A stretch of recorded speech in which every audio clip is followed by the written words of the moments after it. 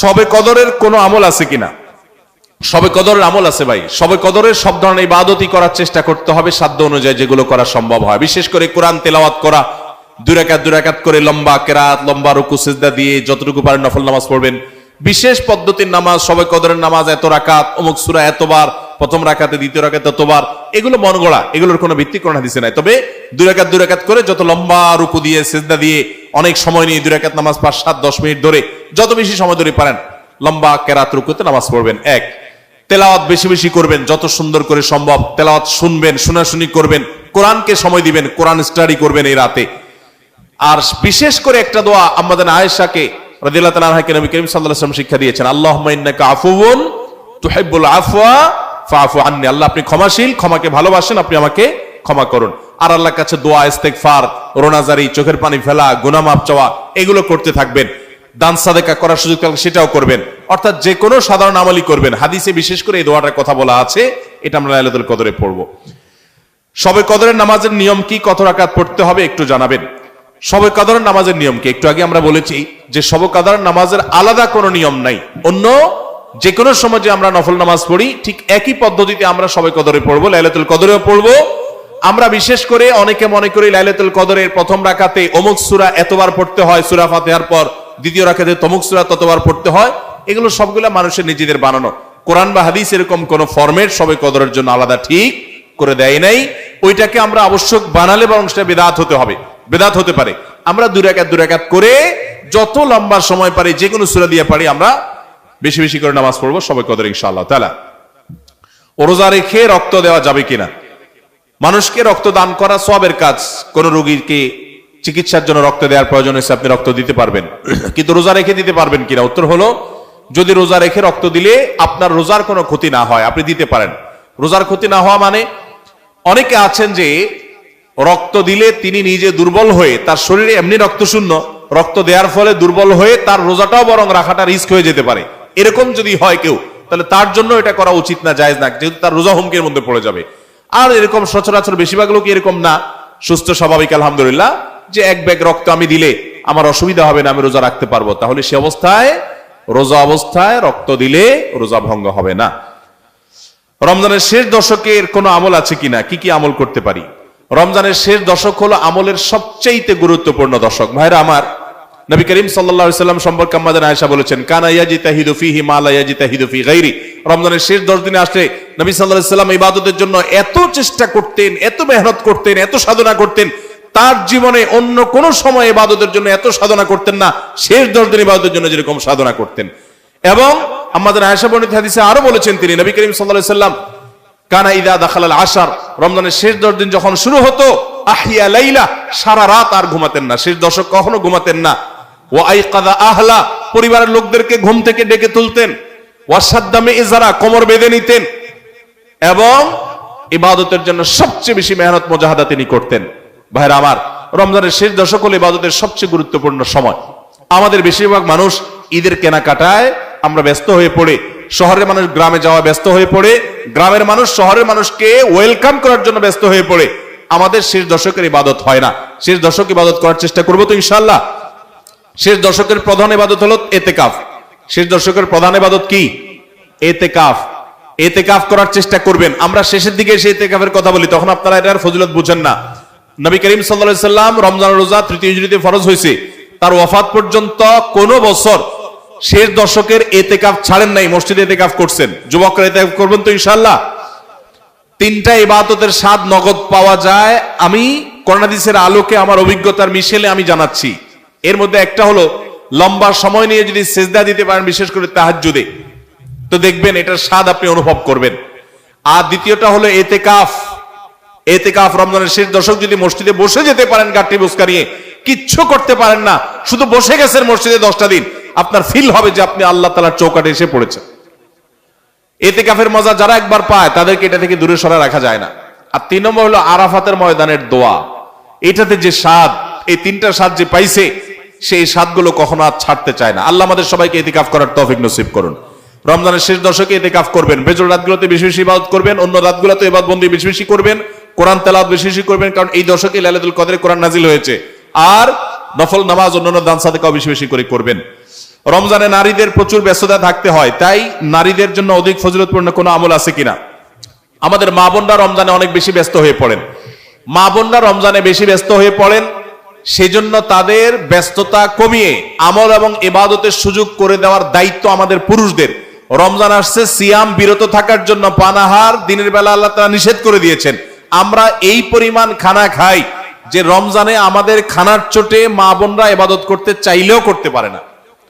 দুপুর 3টা 4টা থেকে ইফতার বানানো শুরু হয় বেচারীদের। আমরা মাগরিবের সময় খাই, মাগরিবের পরেও তাদের কাজ করা লাগে। আমরা পরিকল্পনা করব এখন থেকে যে আমাদের ইফতারের আইটেমগুলো কমাবো এবং রমজানের আগে থেকে ঝামেলাগুলো সেরে ফেলবো, যাতে করে মহিলাদের বেশি একটা ইবাদত করতে বিঘ্ন সৃষ্টি না হয়। পুরুষরা সহযোগিতা করব যাতে করে তারা ইবাদত করতে পারেন। তবে তারা যে চেষ্টা করছেন রোজাদারের জন্য, সেটাও তাদের ইবাদতের সওয়াব এনে দিবে। সেই সাথে কাজের ফাঁকেও তারা জিকির আজকার, দোয়া দুরূদ করতে পারেন, মাসিক অবস্থায় ইসলামিক বই পড়তে পারেন, জিকির করতে পারেন, দোয়া করতে পারেন। এভাবে তারাও রমজান মাসটাকে ফলপ্রসূ করতে পারেন। আল্লাহ তাআলা তাদেরকেও সওয়াব দিবেন ইনশাআল্লাহ। ঈদ উল ফিতরের রাতেও দিনের কোনো আমল আছে কিনা? ঈদ উল ফিতর এর সুন্নাহ আছে অনেকগুলো। কি কি সুন্নাহ আছে ঈদ উল ফিতরের? ঈদের চাঁদ ওঠার পর থেকে প্রথম আমল হলো ফিতরা দেওয়া। পরিবারের সবার তরফ থেকে গরিব অভাবী লোকদের কাছে, আপনার পরিবারে 5 জন হলে 5 জনের পক্ষ থেকে ফিতরা আপনি খাবার পৌঁছে দিবেন গরিবের বাসায়। এটা হলো প্রথম আমল। দ্বিতীয় হলো ঈদের চাঁদ দেখা গেছে, তাকবীর শুরু করবেন, আল্লাহু আকবার, আল্লাহু আকবার, লা ইলাহা ইল্লাল্লাহ, আল্লাহু আকবার, আল্লাহু আকবার ওয়ালিল্লাহিল হামদ। বেশি বেশি করে পড়তে থাকবেন। এটা পুরুষ হোক নারী হোক সবাই, পুরুষ একটু জোরে জোরে, মহিলা একটু আস্তে আস্তে। অবশ্য ওইটা ঈদগাহে আসার সময় জোরে জোরে পড়বেন, একই দিয়ে জোরে আর কি দিয়ে আস্তে, কিন্তু এমনি স্বাভাবিক অবস্থায় সাধারণ গতিতে পড়বেন নারী পুরুষ সবাই যার যার মতো করে তাকবীর। এবং বিশেষ করে এই তাকবীর এটা জিলহজের প্রথম দশকে পুরো দশক ধরেই পড়তে হয়। যাই হোক, এই ঈদের চাঁদ ওঠার পর থেকে ঈদের নামাজ পড়তে তাকবীর আমরা শেষ করে পড়তে থাকবো। তৃতীয়ত হলো মেসওয়াক করবেন। 4 নম্বর হলো গোসল করবেন ঈদের দিন উপলক্ষে। 5 নম্বর হলো সুন্দর পোশাক পরবেন, যা আছে এর মধ্যে সুন্দর, নতুন হওয়া জরুরি না। 6 নম্বর হলো সুগন্ধি ব্যবহার করবেন। 7 নম্বর হলো আপনার খেজুর খেয়ে তারপরে ঈদগাহে আসবেন, খেজুর খেয়ে মিষ্টি মুখ করে ঈদ উল ফিতর ঈদগাহে আসবেন। এরপরে সুন্নাত হলো যে রাস্তায় ঈদগাহে যাবেন আরেক রাস্তায় ঈদগাহ থেকে ফেরত যাবেন। এগুলো হলো ঈদের সুন্নাহ। ইফতারের সময় আজান দেওয়া হয়, তখন কি আজানের জবাব দেওয়া উত্তম নাকি ইফতার করা উত্তম? খুবই দরকারি একটা প্রশ্ন, খুবই দরকারি একটা প্রশ্ন। কারণ আমরা যারা নিয়মিত মাগরিবের সময় আজানের জবাব অন্য সময় দেই, রমজানে আসলে আমাদেরও বেশিরভাগ লোকের এটা দেওয়ার সুযোগ হয় না। কারণ ইফতার আজানের ওয়াক্ত, সূর্য ডুবছে, আজান হয়েছে, আমরা ইফতার নিয়ে এমন ভাবে ব্যস্ত হয়ে পড়ি, আজানের জবাব আর দেই না।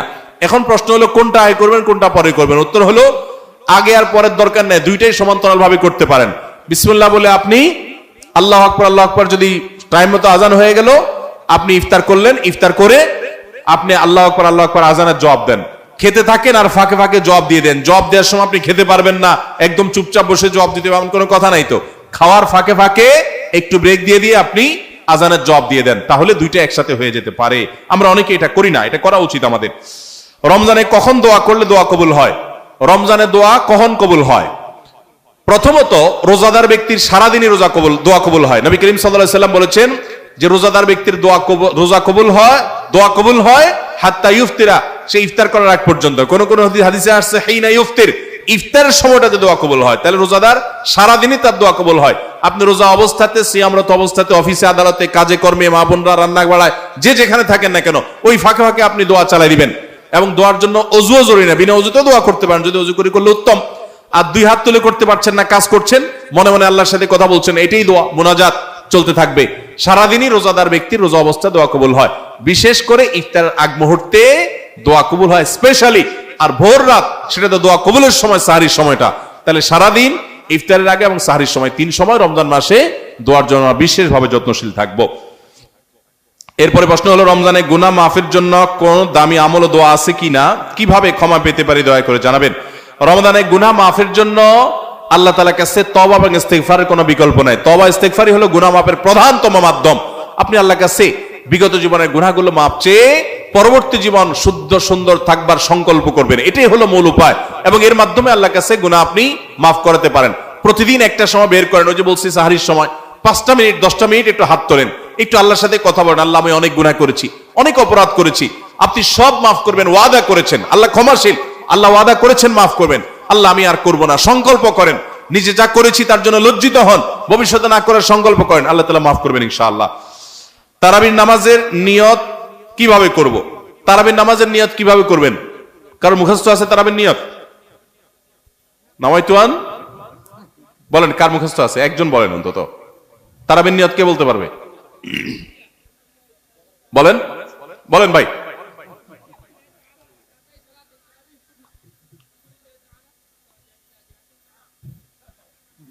মাশাআল্লাহ মাশাআল্লাহ, এবারে পুরস্কার দেওয়া উচিত। বসেন, আপনি অনেক কষ্ট করে মুখস্থ করছেন। তুমি বগুড়া সদরের লোক ভাই? কালো কালো। আচ্ছা ভাই, তারাবির নামাজ বা যে কোনো নামাজের নিয়ত জরুরি। নিয়ত ছাড়া কোনো আমল হবে না। কিন্তু নিয়তটা হলো মনের ইচ্ছার নাম। নিয়তটা কিসের নাম? আমি ভাইকে দিয়ে নিয়তটা কেন শুনছি সেটা আপনারা জানেন? জানেন না আপনারা? আমি ওনাকে দিয়ে কেন শুনলাম বলেন তো? কে বলতে পারবেন? কে বলতে পারবেন না? আমি ওনার দিয়ে এই জন্য শুনছি যে ওটা আমার জানা ছিল না। এটা হলো সত্য কথা। ওইটা আমি নিজেও জানি না। নামাইতুয়ান দিয়ে শুরু এটা জানি, কিন্তু বাকি শেষেরটা আমি জানি না। এই জন্য আমি চাইছি একটু শুনতে আর কি। আমি জানি না এই জন্য যে কোরআন হাদিসে কোথাও পাই নাই। এখন ভাইরা কেউ পাইলে তো ভিন্ন কথা, আমি কোথাও পাই নাই। এই নিয়ত মুখে এরকম গদবাদা উচ্চারণ করা, হ্যাঁ এটা পাইছি আমরা ছোটবেলা বগদাদি কায়দায়। বগদাদি কায়দা এটার জন্য কত মাইদ্যরে হয়তো খাইছি, পাইয়া তখনই ভুলে গেছি। এটা পরবর্তীতে কোরআন হাদিসে যেহেতু পাই নাই, এই জন্য আর আমরা ওটা মুখস্থ করি নাই। ভাইরা আমার, নামাজের জন্য এরকম নামাইতুয়ান, এরকম গদবাদা যে দোয়া আমরা শিখেছি, এগুলোর কোনটি কোরআন বা সুন্নাহর কোথাও আমরা নিয়ত করব মন থেকে যে আমি তারাবির নামাজ পড়ছি, বাস এটা আমার ইন্টেনশন আছে, নিয়ত আছে, মনে আছে, এটাই যথেষ্ট। মুখে উচ্চারণ করা জরুরি না, এবং মুখে উচ্চারণ করা এটা সুন্নাহও না। নবী সাল্লাল্লাহু আলাইহি ওয়াসাল্লাম শেখানো না এটা আমাকে। ইবাদত করতে হবে তার পদ্ধতিতে। কোন হাদিসে যদি উৎসাহ দেওয়া না থাকে, আমি কেন সেটা করতে যাব, কসরত করতে যাব? তবে হ্যাঁ, নিয়তটা হলো অন্তরের ইচ্ছার নাম, সেটাই যথেষ্ট। আলাদা মুখে নামাইতুয়ান পড়ার দরকার নেই। তারাবির নামাজ কি সুন্নত না নফল নাকি ওয়াজিব? তারাবির নামাজ সুন্নাত। নবী করিম সাল্লাল্লাহু আলাইহি ওয়াসাল্লামের সুন্নাত, সাহাবায়ে কেরামের সুন্নাহ। অতএব সুন্নাতের নিয়ত করলে নামাজ হয়ে যাবে। নফল শব্দের অর্থ হলো ফরজ ওয়াজিবের বাইরে এক্সট্রা, অতিরিক্ত। নফল মানে অতিরিক্ত, সেই হিসাবে নফল নিয়ত করলে আদায় হয়ে যাবে, কিন্তু এটা সুন্নাহ নামাজ। তারাবির নামাজ কিসের নামাজ? সুন্নাহ নামাজ। সারি ও ইফতারে কোন দোয়া আছে কিনা? সারি এবং ইফতারের দোয়া আছে। বিশেষ করে ইফতারের দোয়া আছে, সারির জন্য আলাদা কোনো দোয়া নেই। ইফতারের দোয়া হলো বিসমিল্লাহ বলে ইফতার শুরু করবেন, আর ইফতার করার পরে দোয়া করবেন যাহাবাজ জামা ওয়াবতাল্লাতিল উরুক ওয়া সাবাতাল আজরু ইনশাআল্লাহ। যাহাবাজ জামা ওয়াবতাল্লাতিল উরুক ওয়া সাবাতাল আজরু ইনশাআল্লাহ। আল্লাহুম্মা লাকা সুমতু আল রিজকিকা আফতারতু, এটাও হাদিসে আছে। কিন্তু এই যাহাবাজ জামা ওয়াবতাল্লাতিল উরুক ওয়া সাবাতাল আজরু ইনশাআল্লাহ যেটা বলেছি, এইটা বেশি অনেক হাদিসগুলোতে আছে এবং সনদের দিক থেকে অনেক বেশি স্ট্রং, অনেক বেশি প্রসিদ্ধ, এবং অর্থটাও বেশ চমৎকার। যাহাবাজ জামা মানে হলো আমার ক্লান্তি দূর হলো, ওয়াবতাল্লাতিল উরুক মানে শিরাগুলো সব আর্দ্র হলো, যে পানি পান করেছি, ইফতার করেছি, এবং ওয়াসাবাতাল আজরু ইনশাআল্লাহ, আল্লাহর কাছে বিনিময় দাঁড়িয়ে গেছে ইনশাআল্লাহ। এটা ইফতার করার পরে বা কিছুটা খেয়ে তারপরে এটা পড়া সুন্নাত। যাহাবাজ জামা ওয়াবতাল্লাতিল উরুক ওয়াসাবাতাল আজরু ইনশাআল্লাহ। আর ইফতারির একবারে শেষের দিকে আপনার ইফতারের শেষের দিকে বা ইফতার শেষ করে তারপর এটা পড়বা। সাহরির জন্য আলাদা কোনো দোয়া আছে বলে আমার জানা নাই, তবে ওইটা দোয়া কবুলের সময় সাধারণ যে কোনো দোয়া আল্লাহর কাছে করবো। ভাই সময় কম যেহেতু, আর রমজানের প্রশ্ন এখানে রাখছি। কিছু বেরমজানের প্রশ্ন দিই কয়েকটা, না কিছু বলে সব বলে রমজান দিতে না, সব রমজান বেরমজানেরা কি দোষ করছে? কয়েকটা রমজানের বাইরে থাকুক। শুটকি মাছ খাওয়া হালাল নাকি হারাম? রাজেক রেজবি প্রশ্ন করেছেন, শুটকি মাছ খাওয়া হালাল নাকি হারাম? ভাই এই প্রশ্ন চিটাঙ্গালারা শুনলে মাইর দিত যে শুটকি ছাড়া তাদের চলেই না, আর এরা জিজ্ঞেস করে এটা হালাল না হারাম। ভাই শুটকি মাছ খাওয়া হালাল, মাছ খাওয়া হালাল। এখন মাছকে কি আপনি শুটকি বানায় খাবেন, নাকি হালুয়া বানায় খাবেন, নাকি আপনি ফ্রাই করে খাবেন, সেটা আপনার ব্যাপার। মাছ হালাল প্রাণী, এটা মারা গেলেও খাওয়া যায়, জবাই করার প্রয়োজন হয় না। অতএব এটা খাওয়া হালাল। শুটকি খাওয়ার শুধু হালালই না, চিটাঙ্গের ওলামা একরামদের অনেকে, আমরা চিটাং পড়াশোনা করছি যখন, আমাদের ওস্তাদরা অনেকে বলতেন শুটকি খাওয়া বেটা হালাল না, শুধু সুন্নত।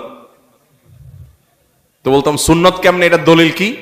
দলিল দিয়ে বলতেন যে সাহাবীরা একবার একটা বড় মাছ পাইছেন এক সফরে, সম্ভবত আম্বর নাম, আপনার নাম অনেকে হাদিসে জানেন। বিশাল একটা মাছ পাইছেন কোন একটা অভিযানে, যে সমুদ্র থেকে উপরে উঠে পড়ে গেছে বিশাল মাছ। তো সে মাছ তারা খেয়েছেন, খাওয়ার পর সেখান থেকে মাছ নিয়েও আসছেন। এখন সাহাবীদের মধ্যে এই মাছ দীর্ঘদিন তারা ওখানে খেয়েছেন, আবার নিয়েও আসছেন। নবী করিম সাল্লাল্লাহু আলাইহি সাল্লামকে জিজ্ঞাসা করা হলো এটা হালাল না হারাম। তো নবী করিম সাল্লাল্লাহু আলাইহি সাল্লাম সেটা খাওয়ার অনুমতি দিলেন এবং বললেন যে আর আছে কিনা। তো এখন যারা সুন্নত বলেন তারা বলেন এই মাছ সফরে পাইছে, তারা সেখান থেকে খাইছেন, ওইটা রাখছে, আবার নবী নিয়ে আসছেন মদিনাতে, নবী সাল্লাল্লাহু আলাইহি ওয়াসাল্লাম সেখান থেকে আছে কিনা জানতে চাইলেন, নিলেন, খাইলেন। তাহলে এই যে মাছ সেখানে ধরা পড়ছে এবং সফর, তখন তো আর বিমানের সফর ছিল না যে কয়েক ঘন্টা চলে আসছে, আসতে সময় লাগছে, এগুলা কেমনে হয়েছে? নিশ্চয়ই শুটকি বানায় আনছে। এই দলিল দিয়া, যদি এই দলিল কোনো যৌক্তিক না, কিন্তু এটা ঠিক যে শুটকি খাওয়া কি হালাল, এই দলিল কোনো শক্তিশালী দলিল না যে এর মাধ্যমে শুটকি প্রমাণিত হয় যে নবী সাল্লাল্লাহু আলাইহি ওয়াসাল্লাম শুটকি খেয়েছেন। এটা বিভিন্ন ভাবে হতে পারে, লবণ দিয়ে রাখা হতে পারে, তারপরে যা মরুভূমি এলাকাতে এমনি জিনিসপত্র একটু দেরিতে পচে সেভাবে হতে পারে, আরো নানাভাবে হতে পারে, আবার শুটকিও হতে পারে, আল্লাহু আলাম। বাকি শুটকি খাওয়া যে হালাল এতে কোনো সন্দেহ, আপনার যদি রুচি না কুলায়, গন্ধ লাগে আপনার কাছে, আপনি না খেলেন। অনেক জিজ্ঞেস করে বট খাওয়া হালাল কিনা, ওই যে গরুর বুড়ি, এটা খাওয়া হালাল, সেটা আপনার রুচির ব্যাপার, আপনি খেতে মনে চাইলে খেতে পারেন। গোস্তকে মাংস বলা যাবে কিনা, অনেকে এটা নিয়ে খুব আপনার শক্তভাবে বলেন যে গোস্তকে মাংস বলা যাবে না, বললে গুনাহ হবে। কেন? কারণ মাংস হলো মায়ের অংশ, মা যোগ অংশ সমান সমান মাংস। হিন্দুরা গরুকে মায়ের অংশ মনে করে, সেজন্য তারা তাকে মা বলে। এই জন্য ওই গরুর গোস্তকে মাংস বলা হয় মায়ের অংশ থেকে, আমরা তো সেটা মনে করি না, অথবা আমরা মাংস বললে গুনাহ হবে। এগুলা সঠিক কথা না। গোস্তকে মাংস বললে কোনো অসুবিধা নেই, কারণ প্রথমত অংশ তালিব্যস দিয়ে রেখেন না, আর মাংস লিখলে মআকার, অনুস্বকার, তালিব্যস না দন্তস, তাহলে এটা অংশ থেকে হইলে কিভাবে বোঝা গেল? আর দ্বিতীয় কথা হলো, মায়ের অংশ তো হিন্দুরা গরুকে মনে করে, ছাগলকে তো মায়ের অংশ মনে করে না, মুরগির তো আর মনে করে না। তো আমরা তো ছাগলের মাংস বলি, মুরগির মাংস বলি, আর এটা অথেন্টিক কোন সোর্স থেকে প্রমাণিত নয় যে সেখান থেকেই মাংস এবং সে উদ্দেশ্যেই মাংস বলা হয়। বিধায় গোশতকে মাংস বললে কোনো অসুবিধা নাই। স্বামী স্ত্রী একসাথে নামাজ পড়া যাবে কিনা, এবং যদিও পড়া যায় তাহলে তার নিয়ম কিভাবে? স্বামী স্ত্রী একসাথে নামাজ পড়তে পারেন, যার যার নামাজ আলাদা আলাদা পড়লে তো পাশাপাশি পড়তে পারে। জামাতে নামাজ পড়লে স্বামী সামনে দাঁড়াবেন, স্ত্রী পিছনে দাঁড়াবেন, এবং স্বামী একামত দিবেন, আবার ইমামতিও করবেন, করে নামাজ পড়তে পারেন যদি তারা দুইজন হন। রোজা অবস্থায় স্বামী স্ত্রী একে অপরকে চুম্বন করতে পারবেন কিনা? যদি এটার ফলশ্রুতিতে নিজেকে নিয়ন্ত্রণ হারিয়ে ফেলার আশঙ্কা থাকে তাহলে জায়েজ নাই, আর সেরকম আশঙ্কা না থাকলে জায়েজ আছে। এবং বিভিন্ন হাদিস দ্বারা এটি প্রমাণিত আছে যে এটা যদি অনিয়ন্ত্রিত হয়ে যাওয়ার আশঙ্কা না থাকে তাহলে এটা জায়েজ আছে, এবং হাদিস দ্বারা সেটি প্রমাণিত। হাজরা আসওয়াদ নাকি দুধের মতো সাদা ছিল, কিন্তু আদম সন্তানের পাপের স্পর্শে পাথরটা নাকি কালো হয়ে গেছে, কথাটা কি সত্য? হ্যাঁ, এ মর্মে হাদিস আছে, এটি জান্নাত থেকে আসা পাথর, এবং এটি বনি আদমের যে পাপ সেগুলোকে মোচন করেছে, করতে করতে সেটা কালো পর্যন্ত হয়ে গেছে, এরকম একটি রওয়ায়াত আছে। কি কি কারণে একজন ইমামের পিছনে নামাজ পড়া যাবে না? একজন ইমামের পিছনে নামাজ পড়া যাবে না যখন তিনি শিরকে আকবরে লিপ্ত হবেন, কুফরে আকবরে লিপ্ত হবেন, অর্থাৎ ঈমান চলে যাওয়ার মতো কোনো কাজ যদি করে, তাহলে ওই ইমামের পিছনে নামাজ পড়া যাবে।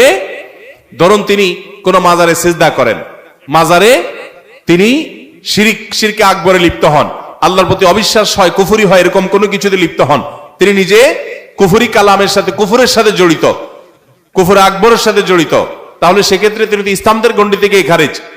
কুফর এবং শিরকে আকবর যদি করে কেউ, মুসলমানই না, তার পিছনে নামাজ পড়া যাবে না। এটা ছাড়া অন্য কোনো গুনাহ বা পাপ যদি তার মধ্যে থাকে, সে প্রকাশ্য কোনো গুনাহে লিপ্ত, কোনো পাপে লিপ্ত, সুদের কারবার লিপ্ত, জেনায় করেছে, এরকম যদি কোনো পাপে লিপ্ত হয়, তার পিছনে নামাজ পড়লে নামাজ হয়ে যাবে। কিন্তু এরকম ইমামকে ইমাম হিসাবে নিযুক্ত করা মসজিদ কমিটির লোকদের জন্য জায়েজ নাই, যে প্রকাশ্যে গুনাহে লিপ্ত, তাকে ইমামতি থেকে খারিজ করে যোগ্য লোককে সেখানে বসানো তাদের কর্তব্য। কিন্তু যদি ইমাম কর্তৃপক্ষ সেটা না করে, আপনি তার পিছনে নামাজ পড়লে নামাজ আপনার হয়ে যাবে।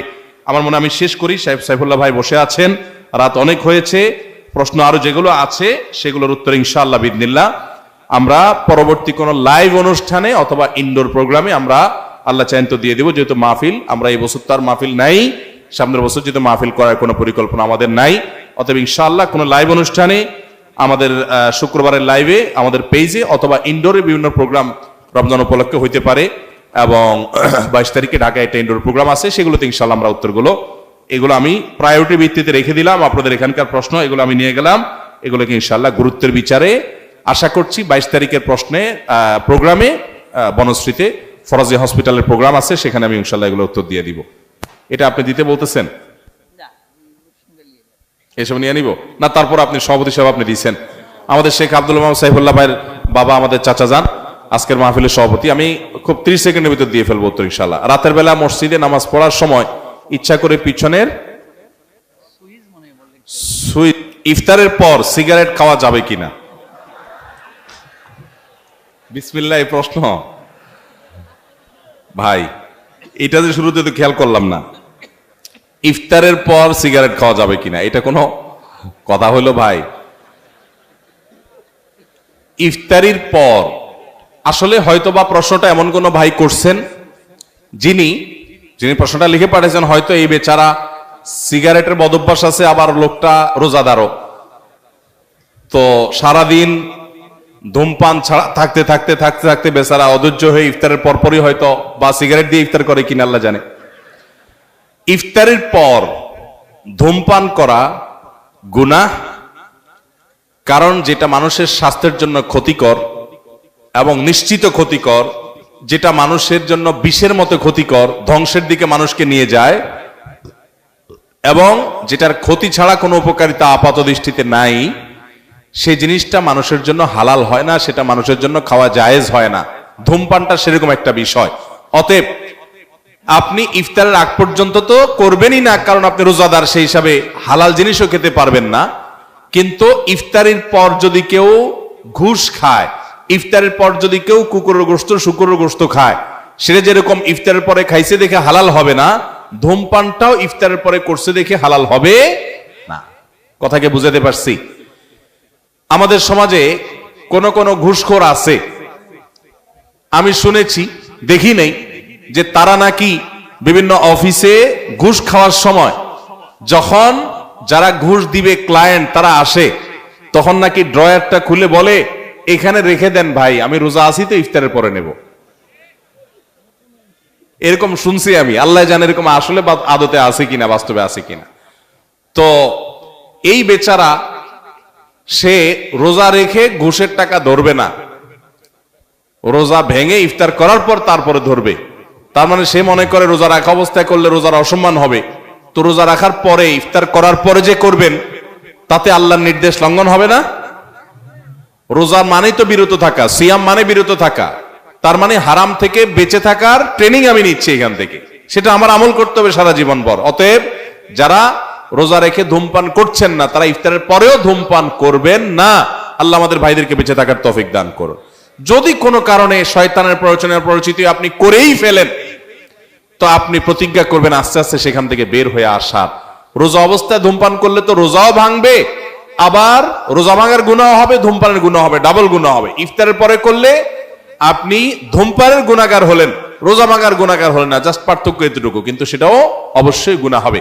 আমি প্রায় বলার চেষ্টা করি, যারা ধূমপানের বদভ্যাসে আক্রান্ত, আসক্ত, ছাড়তে পারতেছেন না, রোজার মাস দারুণ সুযোগ। কিভাবে দারুণ সুযোগ? আমরা বাংলাদেশে মানুষ কয় ঘন্টা রোজা রাখি? 16 ঘন্টা, 15 ঘন্টাই ধরেন। 15 ঘন্টা যদি আপনি রোজা রাখেন, ইফতারি, মাগরিবের নামাজ, ইফতার করে এসে আবার খেতে বসেন, এই পুরো সময় মিলে রাতের খাবার সহ মিনিমাম 1 ঘন্টা তো লাগে নাকি? তাহলে 16 ঘন্টা এঙ্গেজ হয়ে গেলেন। তারাবির নামাজ আর 1 ঘন্টা, 17 ঘন্টা।